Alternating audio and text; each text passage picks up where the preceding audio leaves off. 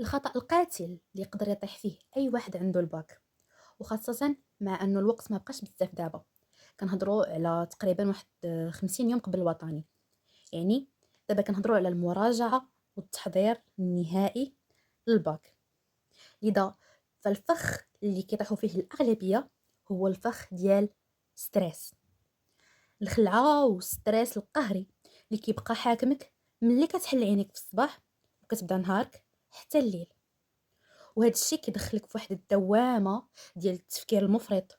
كتبقى تقول مع راسك ناري الوقت ما غيقدنيش، ناري غيتنسى عليا داكشي اللي قريت، ناري العدد ديال التمارين اللي خدمت ما كافيش، باقي ديال الوطني ديال 2017 ما خدمتوش، عندك النهار ديال الامتحان تبلوكا، عندك ما نجيبش مزيان، عندك ما نجيبش السوي. هادو كاملين افكار كيبقاو يدوروا لك في راسك، وكتبقى تدور في واحد الحلقه مفرغه،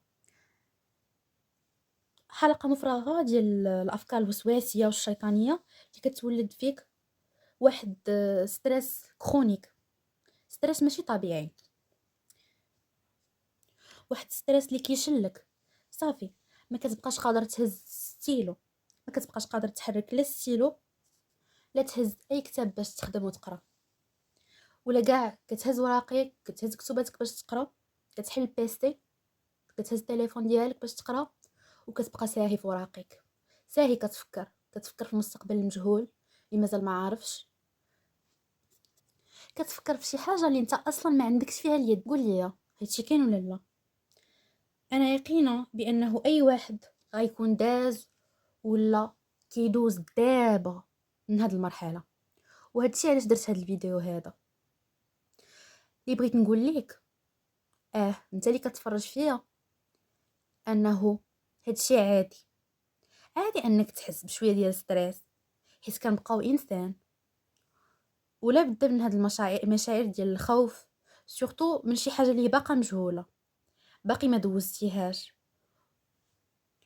وخصوصا مع امتحان مهم اللي كيحدد المسار ديالك بحال الباك.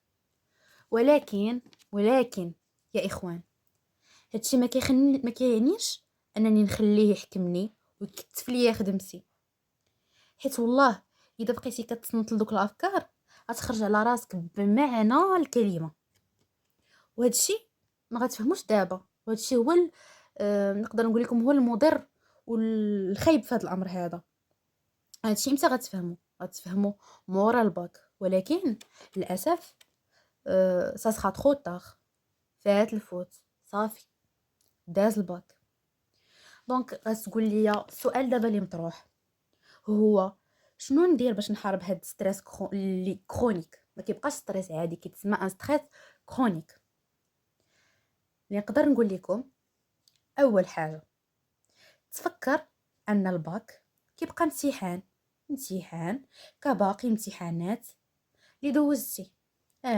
بصح ما نكذبوش على الله وما نكذبوش على راسنا، ما نكونوش منافقين، خاصك تجيب نقطه اللي هي مزيانه باش يكون عندك لو سوي ديال لي زيكول، وتكون بازي باش انك دوز لو كونكور ديال السوي وتكلاسا ما بين الناس اللي كيدوزو بحالك الامتحان الوطني.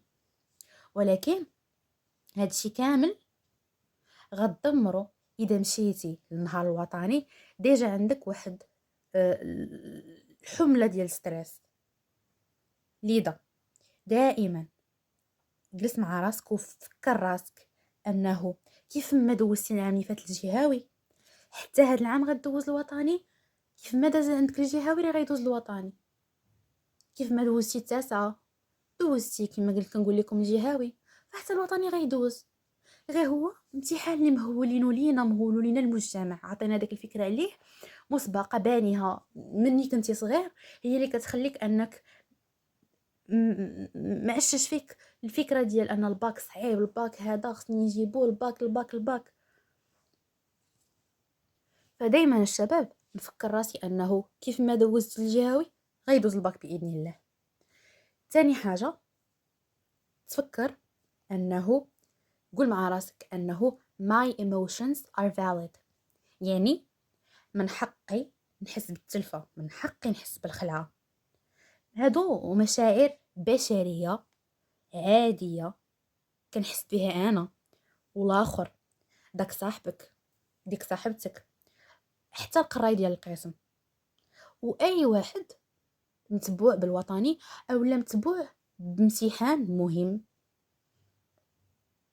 فهاد الشيء فاش غتفكروا غديروا في بالك غيعطيك واحد النوع من الطمأنينة وراحة البال. غتقول ماشي بوحدي اللي في داك لا سيتوياسيون، القسم كامل ديالي في ديك لا سيتوياسيون، القسم الاخر، اي واحد عنده الباك. شوف شحال من واحد، شحال مترشح كاين في الباك، متمدرس ولا حر، فكلنا كندوزو، كلنا غندوزو من نفس الحاجه.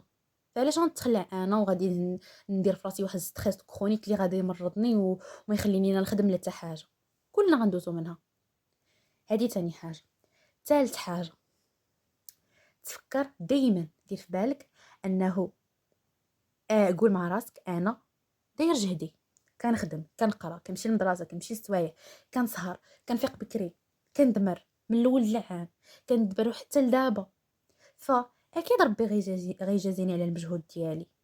هذه خص يكون منها يقين. رابع حاجه، مني تكون كتخدم شي امتحان قول مع راسك ان شاء الله نهار الوطني غنمشي، غتحط حدايا ورقه الوطني، غنلقى هذا التمرين هذا اللي انا كنخدم دابا غنلقاه نهار الوطني، وغنكون فرحان وعاجبني الحال وغادي نخدمو بسهوله، وغنكون ضامن النقاط ديالو دايرهم اون بوش. فاش كتفكر راسك بهذه القضيه هذه، كتكون كتخدم شي تمرين، هادشي يعطيك بالعكس، بلاص ما تستريسا غيعطيك لا موتيفاسيون باش تخدم تمارين، دير تمارين، كتقول ربما غنطيح في لوكا اللي غيتحط ليا نهار الوطني. اخر نقطه واهم نقطه نقدر نقول لكم بالنسبه لي، دائما ندعي الله يسهل عليا في هذه الفتره هذه اللي بقات، في هذه الفتره هذه ديال لا بريباراسيون الاخيره، وندعي ربي يرزقني البركه ديال الوقت ويهون عليا هذا الستريس هذا اللي كنحس به. وضروري ضروري من ندعي ربي سبحانه وتعالى نكون يقين بالاستجابه. نقول مع راسي ماشي ندعي وانا شاك بان ربي يقدر يستجيب ولا لا، ضروري غنقول مادام دعيت الله سبحانه وتعالى فربي غيسهل عليا وغيرزقني البركه ديال الوقت في التحضير ديال الامتحان، وغيرزقني البركه ديال الوقت نهار الوطني. فضروري من الدعاء، وضروري نكون كما قلت لكم يقين بالاستجابه.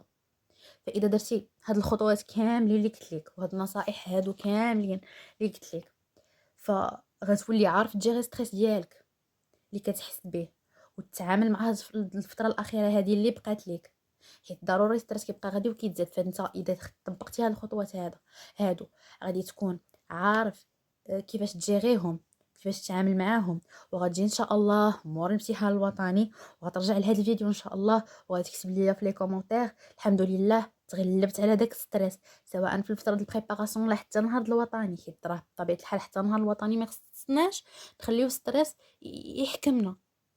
هذه اهم نقطه. ومازال غادي ندير لكم ان شاء الله الفيديو القادم نحاول انه يكون على كيفاش نتعامل مع ستريس نهار الوطني، و كيفاش نتعامل مع الورقه ديالي نهار الوطني.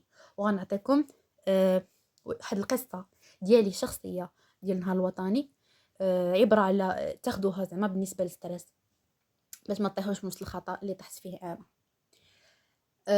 هادشي اللي كاين في هاد لا فيديو. عطيتكم اهم النقط واهم النصائح اللي غادي ينفعوكم باش تجيريو ستريس وما تطيحوش في هاد الخطا القاتل اللي هو ستريس كيف ما قلت لكم.